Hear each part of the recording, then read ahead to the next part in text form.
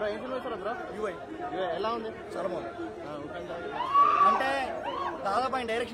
అవుతుంది కదా, సో అదంతా కూడా ఒక సినిమా ఆయన చూపించారు కంప్లీట్ గా. అండ్ ఏంటంటే ఇక్కడ ఆయన విషయం అన్నారు క్లైమాక్స్ పాయింట్ రివీల్ చేస్తారని. సో అది అర్థం అవ్వాలంటే ఒక్కొక్కరు రివీల్ అవుద్ది. సో ఒకసారి మీరు కూడా చూస్తే మీకు మీ పాయింట్ ఆఫ్ వ్యూ మీకు అర్థం అవుతుంది. ఆ సాంగ్స్ ఇట్లా అన్నీ ఉన్నాయి. ఫస్ట్ 10 minutes అయితే సినిమా వేరే లెవెల్ అన్న. ఫస్ట్ 10 minutes వేరే లెవెల్. అంటే ఆయన ఒక సినిమా అంతా వేరు, ఫస్ట్ 10 minutes వేరు. సినిమా ఒక చిన్న టెంప్లెట్ వేస్తారు ఒక 5 seconds, దాన్ని బట్టి మన అండర్స్టాండింగ్ అనేది ఉండదు అనమాట. అది మన ఆలోచించే విధానం అక్కడ తెలుస్తుంది. ఆ ఫస్ట్ 10 minutes ఆయన డైరెక్షన్ అయినా ఆయన స్క్రీన్ ప్లే అయినా మొత్తం అయితే సూపర్ ఉంది. 10 ఇస్తాం రేటింగ్.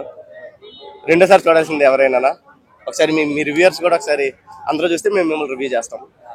సో బ్లాక్ బస్టర్ అన్న. జనాలకు అర్థం కాలేదంటే అలా మరి తెలివైన వాళ్ళు కాదని అర్థం చేసుకోవాలి. కానీ సూపర్ ఉంది. కల్ట్ అయితే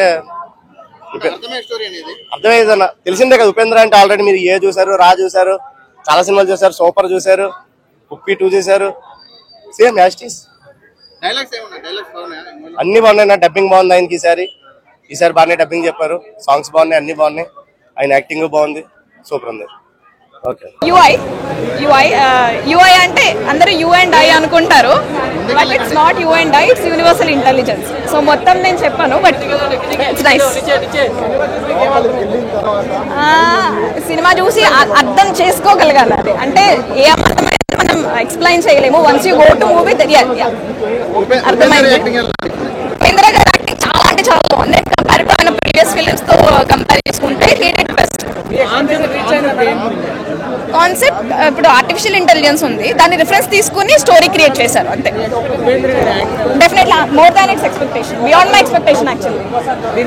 definitely not a one time watch, but definitely but మారుతుంది దేర్ పర్స్పెక్టివ్. బట్ నేను చెప్పేది ఏంటంటే డెఫినెట్ గా 2.5 hours మూవీ ఏదైతే ఉందో వాళ్ళకి బయట టెన్షన్స్ కానీ లేకపోతే వాళ్ళ బయట అంటే they can connect with the movie అన్నమాట. ఆబ్వియస్లీ ఇప్పుడు అందరూ చేసేది అదే కదండి, బయట రియాలిటీ చూపించారు. రియల్ గా చెప్పాలంటే రియాలిటీ చూపించారు. That's it. వాళ్ళకి బాగా కనెక్ట్ అవుతారు. ఇప్పుడు కొత్తగా వచ్చిన జనరేషన్ కి కూడా కొంచెం డిఫరెంట్ గా ఉంటుంది. ఎందుకంటే 4th wall బ్రేక్ చేస్తూ ఉంటారు, ఎప్పుడు ఆడియన్స్ తో ఇంటరాక్ట్ అవుతూ ఉంటారు సినిమాలోనే. అండ్ కాంటెంపరీ ఇష్యూస్ తీసుకున్నారు. ఇప్పుడున్న కులం, మతం ఇవన్నీ తీసుకున్నారు. పొలిటీషియన్స్ గురించి తీసుకున్నారు, హంగర్ గురించి తీసుకున్నారు, యుద్ధాల గురించి తీసుకున్నారు. ఇవన్నీ ఆయన స్టైల్లో ఎంటర్టైనింగ్ గా చెప్తారు.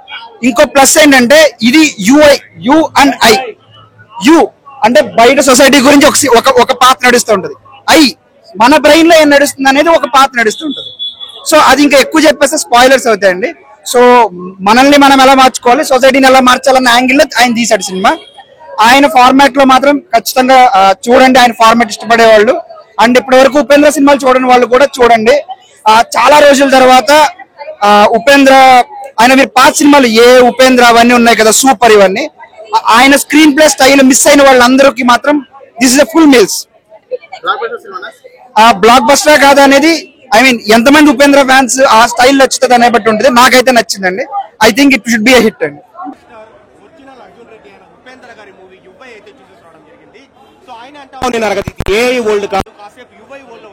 నేను వచ్చేసి సరే ఇంకా మూవీ ఎలా ఉంది అంటే యువై వరల్డ్ అన్నా ఉన్నాను కదా అని మూవీ వచ్చేసి ఎక్సలెంట్ మీరు అనుకోవద్దండి. మూవీ నాకు అనిపించింది యావరేజ్ అని అనిపించింది అంతే బ్రో. అంటే ఏంటంటే కాన్సెప్ట్ అయితే బాగానే ఉంది, మంచి మెసేజ్ అనమాట. మెసేజ్ ఏంటంటే మన జీవితాలు, మన కుటుంబ సభ్యుల జీవితాలు మనం పట్టించుకోకుండా, మన బాధ్యతలు మనం తీర్చకుండా ఈ సినిమా హీరోల వెనకాల, పొలిటీషియన్స్ వెనకాల మనం పరుగులు తీసి సో మన జీవితాలు మనం కోల్పోతున్నాము. వాళ్ళేం ఎదుగుతూనే ఉంటారు కానీ మనం తగ్గిపోతా ఉంటాం. Rich are becoming richer, poor are becoming poorer అనేది ఉంది కదా. సో అది ఆ మెసేజ్ అయితే బాగానే ఉంది కానీ ఎగ్జిక్యూషన్ అనేది కొంచెం మనకు ఇప్పుడు పాత ఉపేంద్ర గారి సినిమాలు మనం చూసుకుంటే మనకు ఆ సూపర్ మూవీ కావచ్చు, రా, ఉపేంద్ర, బుద్ధివంత కావచ్చు, లేకపోతే అవన్నీ ఎలా ఉంటాయి, ఓము, ఇష్, తర్లేనన్మగా. సో అంటే ఆ రేంజ్ కాదు కదా, కంపారిజన్ కాదు కానీ ఆ ఉపేంద్ర గారి మార్క్ అయితే నాకు మిస్ అయింది అనమాట. ఎందుకంటే ఆయన స్టోరీ టెల్లింగ్, స్క్రీన్ ప్లే మొత్తం యూనిక్ గా ఉంటుంది. ఈ ఫస్ట్ 15 minutes లాస్ట్ 15 minutes బాగానే ఉంటుంది, కానీ రిమైనింగ్ అంతా నాకు కొంచెం లాగ్ అనిపించింది. సో స్క్రీన్ ప్లే వచ్చేసి హీ కూడా మేడ్ ఇట్ లిటిల్ బెటర్ అని నాకు అనిపించింది అనమాట. అండ్ ఉపేంద్ర గారు ఒక మాట అన్నారు, మీరు ప్రభాస్ గారి కల్కి చూస్తున్నారు కదా, అది వచ్చేసి మైథలాజికల్ కల్కి, ఈ మూవీ వచ్చేసి సైకలాజికల్ కల్కి అన్నారు. కొంచెం ఆ కల్కి ఆ సైకలాజికల్ థ్రిల్లర్ అయితే ఉంది, లైట్ గా ఉంది, బట్ చాలా బెటర్ గా చేసిండొచ్చు మూవీ వచ్చేసి.